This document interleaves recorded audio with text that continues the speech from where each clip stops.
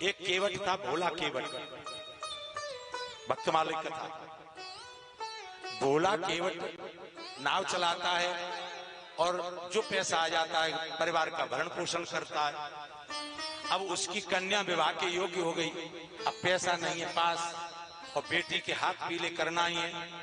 तो वो भोला केवट बोरे के पास गया, सेठ जी के पास, और सेठ जी से पैसा लिया उधार पैसा लिया। सज्जन व्यक्ति था भोला, जैसा नाम वैसे उसके गुण, भोला ही था वो। तो पैसा लिया सेठ जी ने, डायरी में नोट कर लिया पैसा, फलानी तारीख को इतने पैसे भोले ने लिए, और रसीद बना करके भोला को देना चाहते थे सेठ। लेकिन भोला यही नहीं जानता था कि हम पावती ले लें, कल कोई बात आएगी तो हम दिखाएंगे। सज्जनों, वो उन्होंने वापस रख ली सेठ जी ने, उनकी नीयत बिगड़ गई। पैसे विवाह के बाद बेटी का विवाह कर दिया और पैसे भगवान की कृपा से बचे, तो भोला ने सोचा कि हम सिर पर वजन क्यों रखें, सेठ जी के पैसा वापस कर। वो वापस करने के लिए गया, सेठ जी ने पैसे वो उसमें काटे नहीं बही में, क्योंकि ये तो सज्जन है, जब हम इस पर फिर मांगेंगे तो इसको फिर देना पड़ेगा, क्योंकि बही में हम इसको काट ही नहीं रहे। वो रसीद जो थी सेठ जी ने खुद रख अपनी बही में। भोला बेचारा समझ रहा है कि हम पैसे से मुक्त हो गए और घर आ गए। 2-3 महीने के बाद उसने, सेठ ने केस कर दिया कचहरी कि भोला ने हमसे पैसे उधार लिए कर्ज के रूप में और अब ये पैसे वापस नहीं कर रहा। केस चला, केस जाकर के कचहरी से सम्मन लिख करके आया भोला के लिए।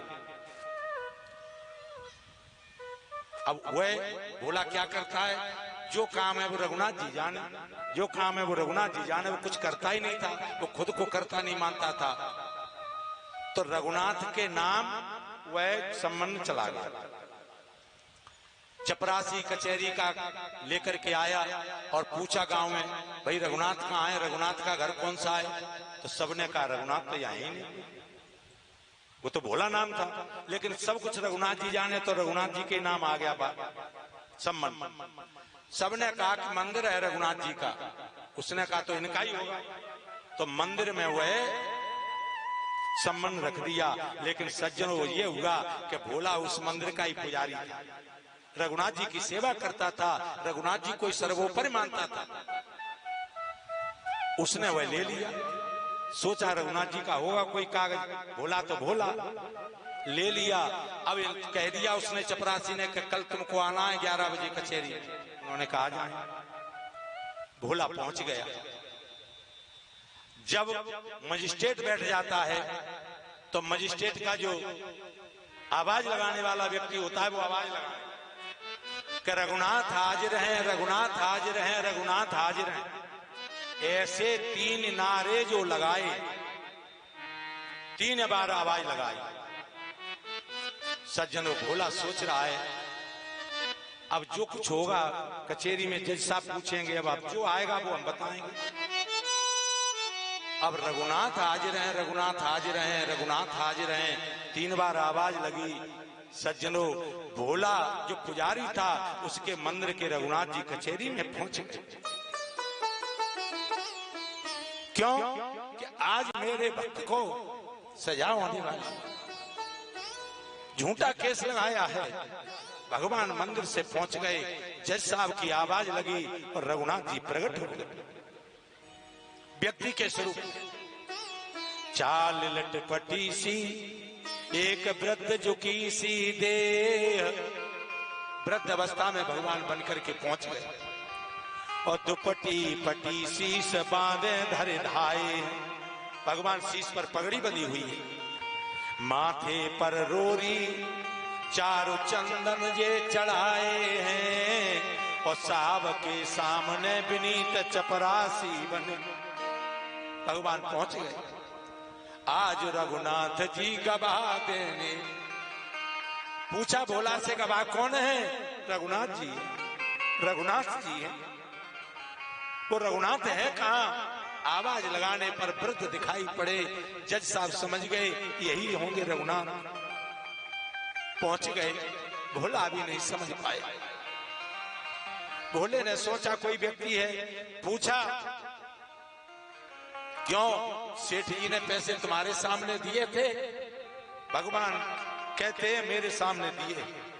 भोला ने पैसे चुकाए हैं, रसीद? भगवान अंतर्यामी थे। भगवान ने कहा सेठ जी की डायरी मंगवाओ घर से, उस डायरी के फलाने पेज पर वह रसीद लिखी हुई है जो भोले ने दिए पैसे।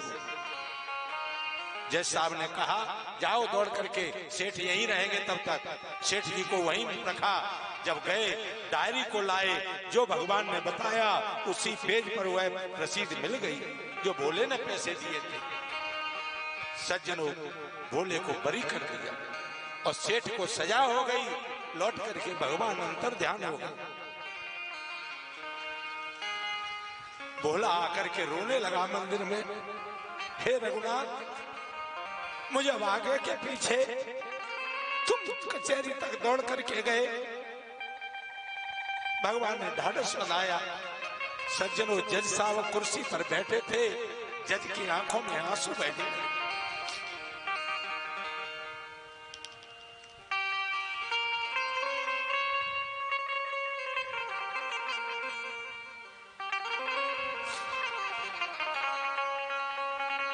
जज साहब ने कुर्सी छोड़ दी और क्या कहते हैं जज साहब?